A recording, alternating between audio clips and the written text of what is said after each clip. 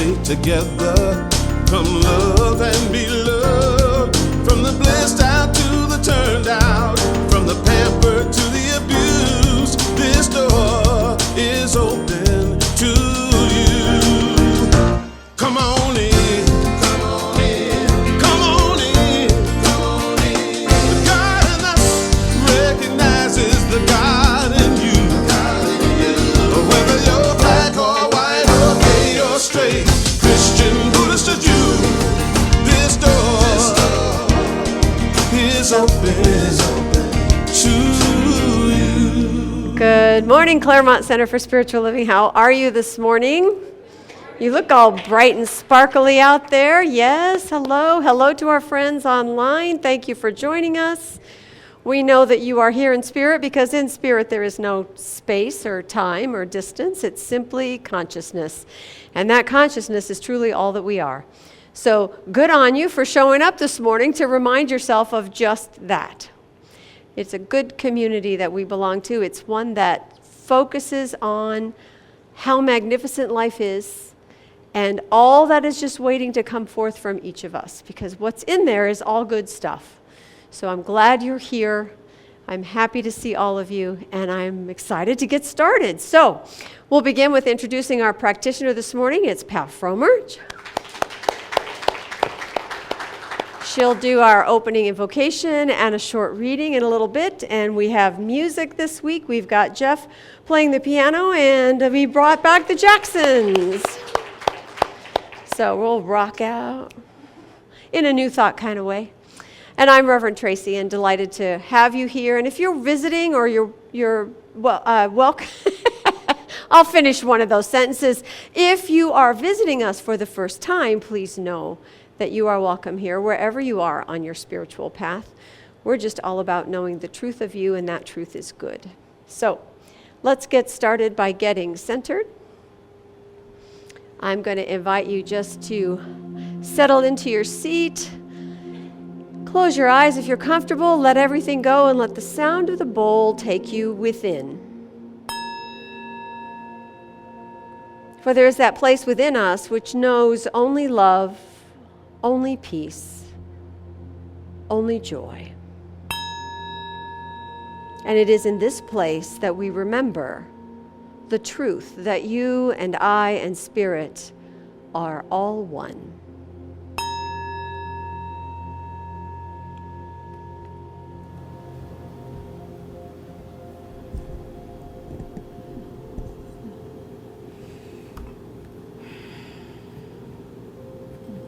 Good morning.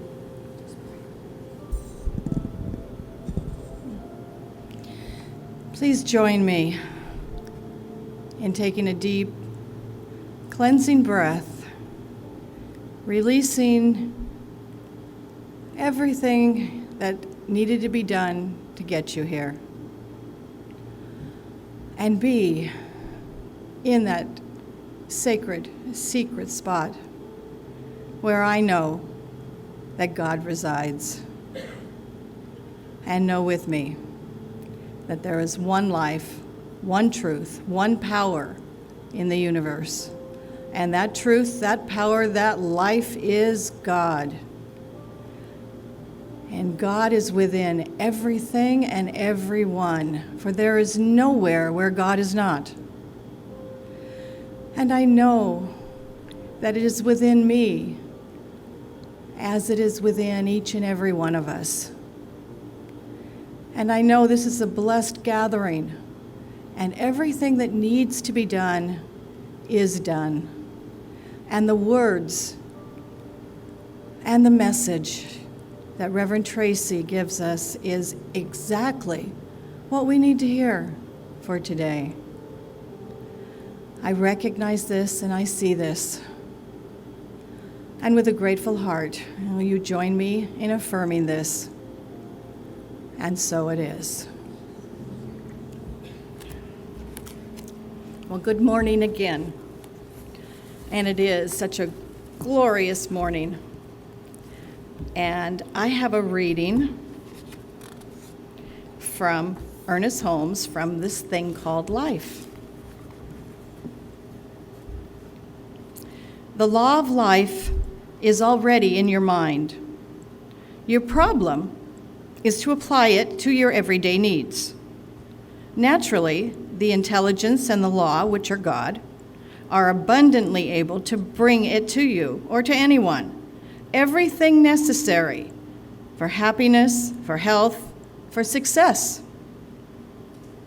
Whether you call these things spiritual or material, it makes no difference, for God is in everything and through everything, and God is everything. The power of life within you is a spiritual power, able to bring you permanent peace, increased happiness and joy, and greater material abundance. These things which have made man miserable and unhappy can be eliminated through the conscious use of this power. God does not fear or hate or impoverish any of us, and doesn't apply any of these things to us, because God must be just the opposite of all of these things. It is then really necessary that the world should have a new concept of God. An idea must be born in the minds of men about the nature of God and their relationship to the divine creative spirit. The only thing that can bring this joy, peace, and prosperity to the world is the direct experience of the invisible. We must sense the immediate presence of life with simplicity and directness. We must sense that the Spirit is at the center of our own lives. We should also learn to recognize it is the center for other people and all the work in human affairs. While it is true God's power is always with us, it is not true that we have always realized its presence. To realize this is to be able to make conscious use of it, to direct it for ourselves and for others. Thank you.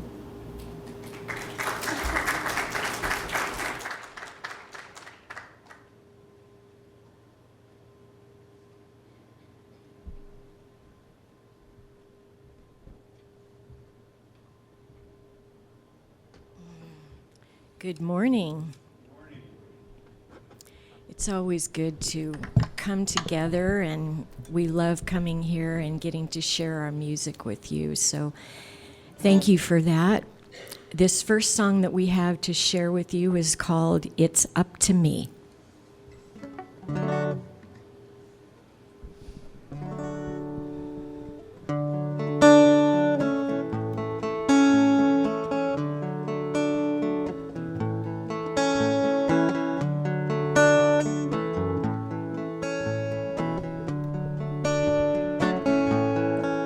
It's up to me how I perceive what I see. Each moment spent is just a choice to believe. Each grateful thought is just the forging of the key to this heaven on earth, to this wonderful day, to my family and friends that I meet on the way, to the rain from the sky and the soft summer breeze. I'm surrounded by love if I choose to believe. I choose to believe.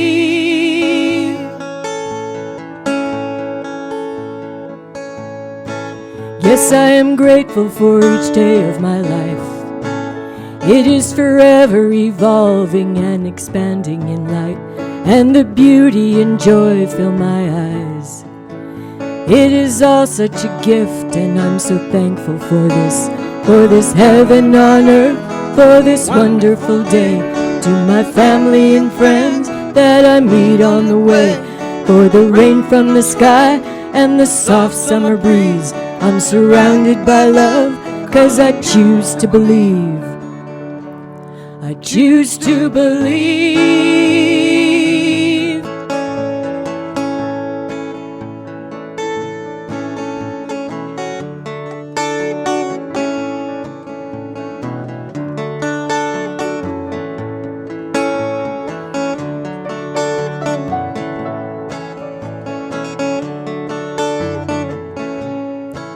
It's up to me how I perceive what I see.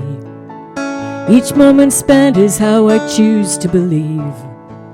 Each grateful thought is just the forging of the key for this heaven on earth, to this wonderful day, for my family and friends that I meet on the way, for the rain from the sky and the soft summer breeze. I'm surrounded by love, 'cause I choose to believe. I choose to believe.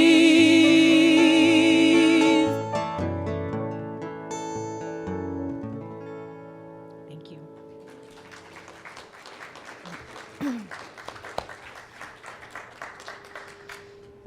That is beautiful and perfect as always. All right. Well, let's light our candle today. This month we're celebrating the breath of life, bringing into our awareness that the physical world that we live in, this physical body that we have, are all part of our spiritual makeup, our spiritual expression. And we light the candle today for peace. Not sure why, but it seems like the right thing to do. So just take it in and feel peaceful. Everybody feel peaceful? Everybody feel peaceful? Thank you. That's good. That's good. Thank you. Appreciate that. Yeah, working on it. All right, working on it. That's why we're here today. Well, the title today is Presto, Bingo, and Ta-da. Exactly. Now, I've told you before, I am a subscriber to Notes from the Universe, Mike Dooley's blurb, I guess you'd say, that he sends out every time, which apparently is the one piece of paper that I did not bring with me today. Oh no, here it is. Here we go. I wanted to quote from him because that's where the phrase came from. He says, this is how life works. You have a dream, a desire, you dwell on it, you move with it, and presto, it manifests. Or you have a huge question, you turn it over to me, meaning the universe, forget about it, and ta-da, you just know. And that really is how it works in the absence of doubt. Because it's our doubting mind, right? It's the ego mind that wants to make sure it knows everything and make everybody do whatever they're supposed to do and make everything happen the way it's supposed to. That part of us gets in the way of the ta-da, just so you know. So we're going to talk about how to tap into the part of us that really is a co-creator of life. And what came to me in terms of presto, bingo, ta-da, all of those great expressions of, hey, here it is. It's like magic being performed by a magician. Right? Ta-da is what the magician says right before they do some fabulous thing and make something appear. Well, when you look at the definition of magic, it's the art of influencing events and producing marvels using hidden natural forces. That's what a magician does. They use hidden natural forces to produce marvels and influence what we experience. The magician, the word magic and magician have the same root. Magician comes from the Greek, meaning someone who is learned, a priest, a druid. And the word magistrate comes from that same root also, and that is someone who administers the law. Well, I don't know about you, but that sounds like science of mind to me. Right? We talk about the invisible nature of the substance of life. The top part of our teaching symbol is the spiritual aspect, that which is invisible, the invisible substance that all things come from. moving into form.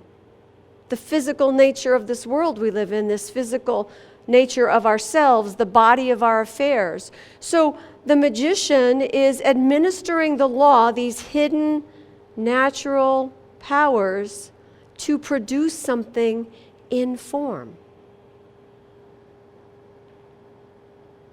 Ernest Holmes says, illusion is just in the way we look at things. So what Science of Mind teaches is that what we think is real sometimes is not really real. It's as real as it can be. I mean, this is a podium, right? We're here. But it's not the whole truth of life, and it's not the power that makes things work. What makes things work is from the unseen, from our spiritual nature. And I like that the definition says it's the art of doing these things. Because what does art imply? Well, a certain perception, right? The artist sees things or hears things differently. And the reason they produce what they produce is to shift our perception of life, of the world, to open us up to something different. And it takes skill. It takes practice. I guarantee you, as beautiful as the Jacksons sound, they didn't just start doing that. They might have practiced a couple of times together to get that right harmony and to hit that perfect note or find that perfect word. So there is a creative skill and a perception that goes along with the art of living, right? You have an idea, and with your skill and your particular viewpoint on the world, it shows up as something that is uniquely yours. You've had that experience, I'm sure, where you and your siblings tell a story from your past and you wonder if you were actually at the same event, because their version is way different than yours. Because we filter everything through our unique perception. And so the magician practices the skill and understands the laws that he's or she is working with. So the magician knows they're not really pulling something out of thin air, right? The rabbit exists before it comes out of the hat, even if the hat looks empty. Well, isn't that what Science of Mind teaches? In mind, in consciousness, the good is already here, even if we don't see it in our particular hat just yet. So the magician uses the art and skill of magic, the ability to use those hidden laws, in order to move from the unseen to the seen. First of all, by just expecting that the rabbit is there somewhere. The rabbit exists. And then claiming and knowing and manifesting that rabbit where their intention puts it. It is our intention that directs this unseen power, this unseen law. And what is it that we're doing? Well, how do we do that? Well, the word presto is Italian for quickly, but it means at its root available, ready. So the first thing we do is we make ourselves available, we make ourselves ready for something to appear in our lives. When you break down the parts of the word to the Latin roots, for presto, the P-R-E at the beginning, that's before. And then the sto on the end actually comes from S-T-A, which is the root of the word stand. It's to make or be firm. It's a place or a thought that is standing. In other words, before we make something into form, before we create something that stands before us. So presto is that availability that we have to be ready for something to be made manifest. Now, ta-da, we've all heard. Ta-da! It's calling attention to something with great fanfare that you're going to just love, right? And it is. It's what the magician does right before the rabbit shows up. Unless you're Bullwinkle, in which case it's never a rabbit. But it's a flourish. It's a flourish of presentation. It's that, hey, the manifestation is finally here. Woohoo! Ta-da is a nicer way of saying woohoo. And what are we presenting? Well, that comes from bingo. So what happens in bingo? In bingo, you have a card with a bunch of numbers on it. And then the little machine or the person turns the little thing, and all the little balls inside bounce around, and random numbers are taken out of the cage or spit out of the machine. And nothing really happens until what? Until they all line up. These seemingly random things create a line, a row, or a column, and you win. So when we're in alignment, we produce something worth celebrating. And what are we in alignment with? That availability, that readiness with the spiritual, with the unseen laws that drive our lives. So we bring ourself, our intention, our desires, our dreams, our, just whatever it is we want to do next Tuesday. We bring that forth as us. And the substance of life moves through and as us to create the world that we live in. Ernest Holmes says that, I already said that one. Let me tell you what else he says. Ernest Holmes also says,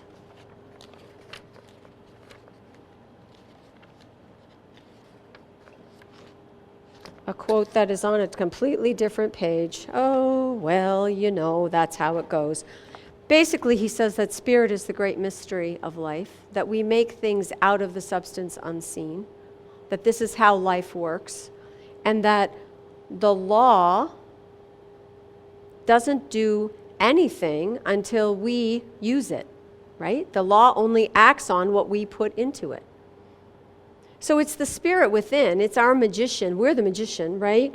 Using those hidden natural forces to shift our perceptions, to bring about something new, to bring something forth out of nothing. He says the nothingness is really the substance, capital S, of all of the somethings. That is a direct quote. So it's that we think it's nothing because we can't see it, and yet the substance of life always produces something, right? So what is the energy in the blade of grass that comes up through the crack in the sidewalk? What is the process that happens when you take a bunch of random things out? Well, they're probably not random, there's probably a recipe, but you take things out of your pantry, put them in a bowl, stir them around, heat them up, and presto, you have a cake. How does that happen? It's the law, the natural law working behind the scenes. We don't necessarily know how, but we probably know, chemically speaking, what's happening here. But we don't know why it happens. We just know that we really like cake. And if you put chocolate in it, it's better. Everybody knows that too. So we have this ability to use our spiritual law, to use our spiritual knowing, to create something in our lives.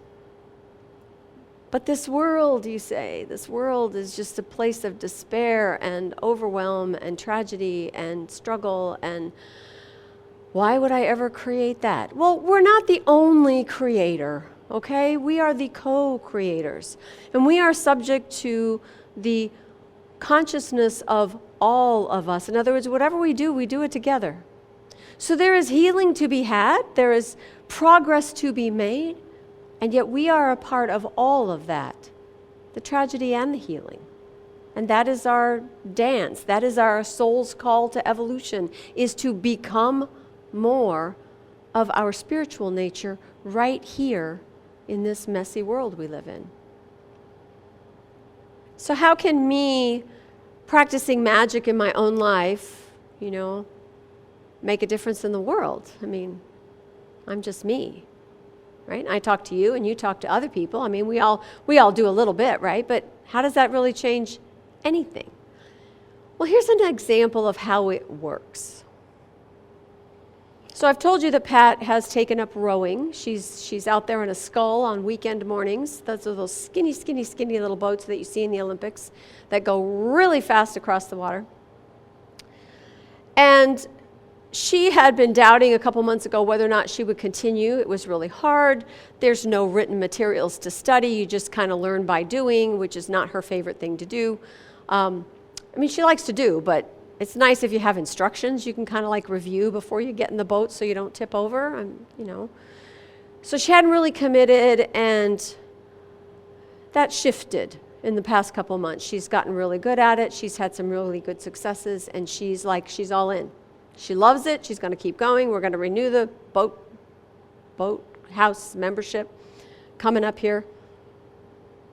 So she says yes to this thing that creates passion and joy in her. So 5,000 miles away on Chateauguay Lake, which is this big at the very top of the United States, right before you hit Canada, where her sister lives. Her sister is out on the front porch this last week, and what goes by but a woman rowing a scull?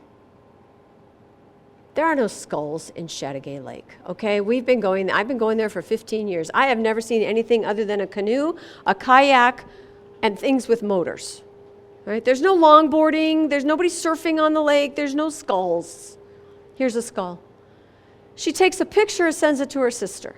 Now, this happens the day after we book our ticket to go to New York in August.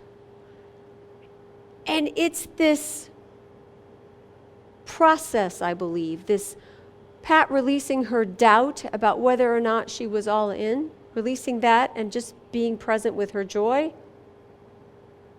And her sister, who loves her, love is the greatest conduit for growth there is, actually seeing her sister's passion in front of her house. Now, in terms of a house, the lake is huge. There's this little tiny strip in front of their house that they can see. And then way over here, there's this big lake. So how is it that a scull goes by on this little strip of water in front of this one house while one woman is standing on her porch with her phone in her hand so she can take a picture? And we don't do coincidences in Science of Mind, do we? What I see is the one mind. What I see is the consciousness saying that what I do locally has an impact in the world whether I know it or not. In this case, we know it. You've heard the quote, I believe, from Jimmy Carter. And he was talking about, I was really hoping it was in here because I have trouble reciting it. As you can see, I have a lot of quotes today. It's the one where it says, his faith demands that he does what he can, wherever he is, as much as he can, for as long as he can, with whatever he has at hand. That's what his faith demands. And what does Science of Mind teach? It teaches that we are always creating. We are always making something happen. We don't actually make it, we just direct it, but we are always creating. And it's our spiritual job to ensure that we are setting a clear intention of how we want to show up in the world, of living our authentic self, of living our passion, of expressing our love as kindness, compassion, service, generosity, that we are showing up as we want the world to be, because that is the only thing that changes the world, right? That is all that we are. So we are to be ready. We are to be saying Presto all the time. And not just ready. Remember, in Italian it means quickly. It's like, I don't need to have some things take a long time to manifest. I'll give you that. But they don't have to. Things could happen quickly. How many of you have ever made a decision in your life? You're going to, move to New York. You're going to, take a trip around the world. You're going to do something, and all of a sudden, 1, 2, 3, 4, 5, everything falls in place. And next thing you know, next month you're gone. Yes? No? Yeah? Okay. So it doesn't have to take a long time. So presto. Then we got to play bingo. right? We got to let all those random things line up. And how do we line them up? We spend a little time in our spiritual truth. We remind ourselves that things work together for good, that life is here to support us, that we are showing up as the light we want to be in the world. And when we are in alignment with the law, then the magistrate within us, the magician, will apply or administer that law out into the body of our affairs, and we will begin to see the results. Ta-da! And as for the world, we change the world all the time. We're always transforming the world. Every time we shift out of survival mode, out of the ego brain, out of the little lizard brain that says fight or flight, and we shift into a perspective of spiritual truth, which reminds us that we are all one underneath, no matter what it looks like, we are changing the world.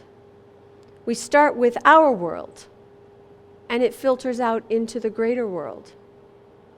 So I want to end with a reading by Jeff Kober, who was talking about this idea of, how can there be violence in the world if there's a spiritual truth to life? How does God let this happen is the question you hear from other people. And what he's talking about is, it's not God, it's the ego mind that's trying to protect itself, right? It's that survival mechanism that we are all born with. And the truth is, we know we can't kill our way to safety. We can't war our way to peace. We can't hate our way to love, right? What he says is, yes, we can stand for what we believe to be right. We can campaign for change, for new laws, for lawmakers with integrity, but we must do it from the love and truth that underlies everything, not from the stories we tell ourselves about who is to blame. We must do it from the depth of us that is the same as the depth of every other person on the planet. If we are to move forward, we must do it together and from the place of our own integrity. Use the sorrow and anger as fuel for change, but not a reason to hate, not as a reason to despair, not as an excuse for self-righteousness. Who's to blame? It's the wrong question. Who can change things? All of us. What can we do? This is the question we must each ask of ourselves. To find the answer, ask Spirit within that wants nothing more than for us to stop the violence and engage in life as we are meant to live it. We all want to live that good and abundant life with peace and the idea of love, even when there is every evidence arguing against it. Everything the magician does seems impossible, goes against the laws of reason, goes against what we take in with our five senses. But the world is magic after all. It really is. Those hidden natural laws are at work at our direction. We are the magistrates. We are applying the art of spiritual living to this very messy world that we live in. So presto, bingo, ta-da. Get ready, align yourself, and get ready to present something wonderful through you into the world. Namaste.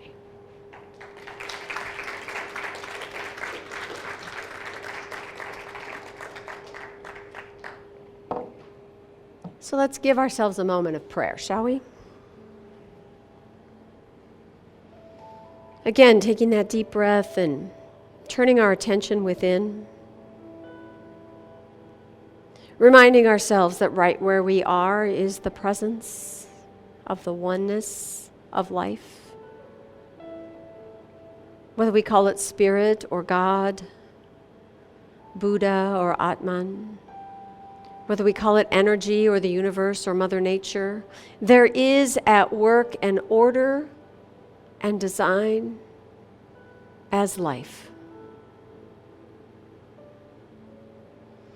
And remembering that this life is one of constant transformation and evolution, that expansion is a given, that deepening is the rule, that higher perceptions are always available. We remind ourselves that this is the life that we are, that this innate wisdom and joy and peace and love is the very center and truth of each of us. And as it is true for everyone here in this room, everyone within the sound of my voice, it is true for everyone on the planet. That this energy of life is common to us all. And the desire to live in peace, to express as love, is at the heart of everyone. And so in this moment, acknowledging these truths, I speak my word for an unfolding of ever greater understanding. For that which we understand becomes loved, and love heals. I speak my word for healing in each individual heart as well as in each relationship, as well as our own relationship with this world, with humanity, with this planet. That as we move and uncover and discover greater aspects of our own love, we spread that love and light out into our environment, and all are blessed. For there is truly only one love, and that love is us. And so with gratitude for the blessings of life already noticed and seen, with gratitude for the ways in which we already consciously use spiritual law to improve life, in great gratitude for every moment that we feel connection with one another, that kindness and compassion is expressed to us or from us. For these things and so much more, this grateful heart simply releases this love into the world, into the mind of God, into all of life, knowing that this greater truth unfolds in ever greater ways. Here, now, always, in all ways, everywhere present. For that is the nature of God, the nature of good, and it is ours now, and so it is.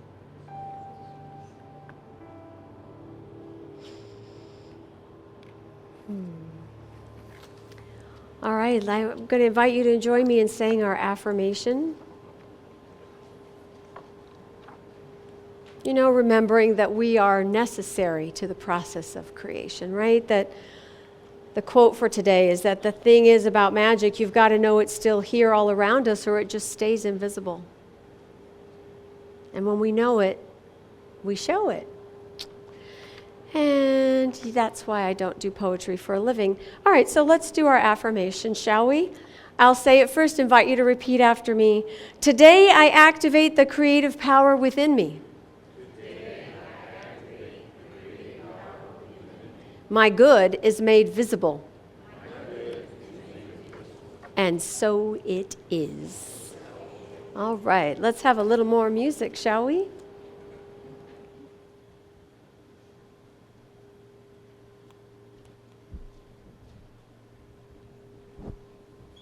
Thank you, Reverend Tracy. That was perfect. Perfect, perfect, perfect. Okay, this next song. Here. I'm just arguing with my paper. Okay, this next song that we have for you is called I've Been Healed. We'd like to take a moment and just say how wonderful it is to be here and to see all of you here. And take a moment to thank Jeff for joining us on this song. Yay! This is a song that really is about energy. If you're a medical doctor out there, don't take this too personally. Okay.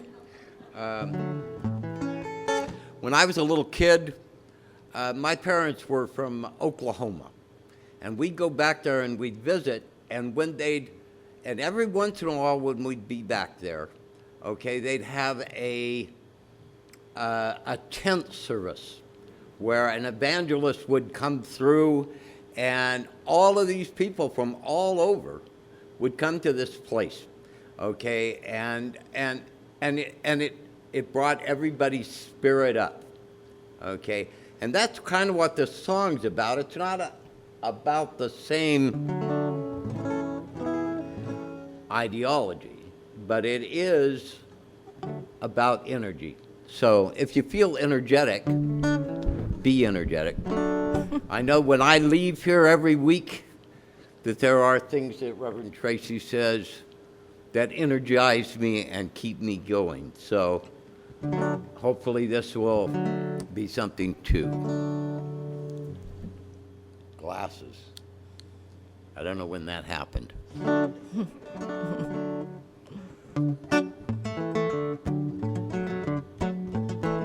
Oh, I've been healed by the power of universal love. The cure was always in me when the doctor said there's none. Now I can walk in grace of God's almighty love. And I'm grateful every day, 'cause I know that it is done. I have laid in my bed, I've had fevers hot and cold, I've had pain that overtook me, and delusions I've been told. But I have people who have prayed night and day for my soul, and I have learned to trust in spirit, miracles I now behold. It seems that every kind of sickness stems from how we see our life. We could only live in peace and joy, hold on to the light, we'd all be healed by the power of universal love.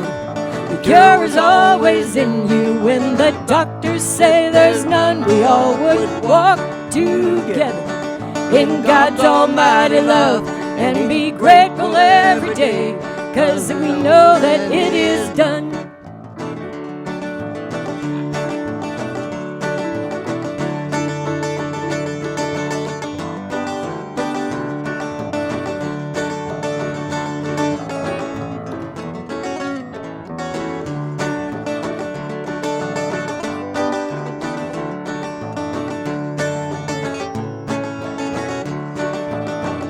Oh, I've been healed by the power of universal love. The cure was always in me when the doctors said there's none. Now I can walk in grace of God's almighty love, and I'm grateful every day, 'cause I know that it is done. Oh, I've been healed by the power of universal love. The cure was always in me when the doctors said there's none. Now I can walk in grace of God's almighty love, and I'm grateful every day, 'cause I know that it is done. And I'm grateful every day, 'cause I know that it is done.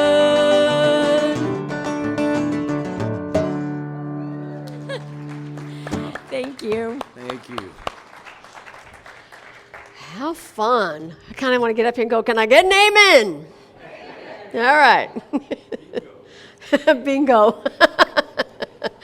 That is wonderful. All right. So this is our time of contribution, and I just want to acknowledge all of the contributions that you make, the gifts that you bring us, the gifts that you give us, the ways in which this community continues to grow and prosper. Thank you, all of you, for what you do. If you are here in this room, there are baskets in the back.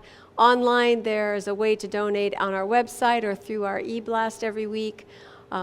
We also have excuse me, we actually have text to give. Do you all know what that is? That you'll see that on TV sometimes. Put in this 5-digit number and text us money. We actually have that set up, but we haven't actually done anything with it. If I were to take the time to set that up and teach you all how to do it, how many of you might use text to give? Oh, there's a few people. All right. That way, those days when you're out there on the lazy river in the inner tube floating on a Sunday morning instead of being here in church, you could just text your contribution in. Wouldn't that be easy? All right, I'll put that together for you. We'll start that in July. That'll be one of our freedom statements in July. All right, so in the meantime, you can mail a check, or if you have your gift with you, put it over your heart right now and say with me our prosperity affirmation. Divine love through me blesses and multiplies all that I am, all that I give, and all that I receive. I am prosperous now, and that's the truth. All right. Ta-da. I like this talk. All right, so announcements. We are talking about the mind-body connection on Wednesday night at Gateway with Reverend Mary. That's at 7 o'clock here in the chapel. Remember, it's always a presentation. Sometimes there's a video, sometimes it's a talk, sometimes there's other materials, followed by conversation, because the truth is our spiritual knowing doesn't do us any good unless we know how it applies to us. So the goal of a Wednesday night is to make sure that you are engaging with this material, not because you don't know it, but just as a way to understand it more deeply in your own life. So I invite you to come on Wednesdays for Gateway at 7. And if you come early, if you come at 6:15, there's meditation here in the practitioner room with Nisa, and that is always a lovely experience. You can also call in or use Zoom for that meditation as well. If you're not here, you can still take part.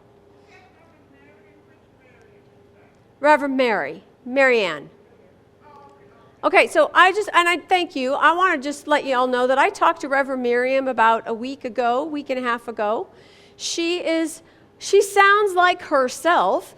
She just says that, she has days that she's up and days when she naps a lot, so she doesn't really go out too much anymore. In July, she's going to be 99. Yeah.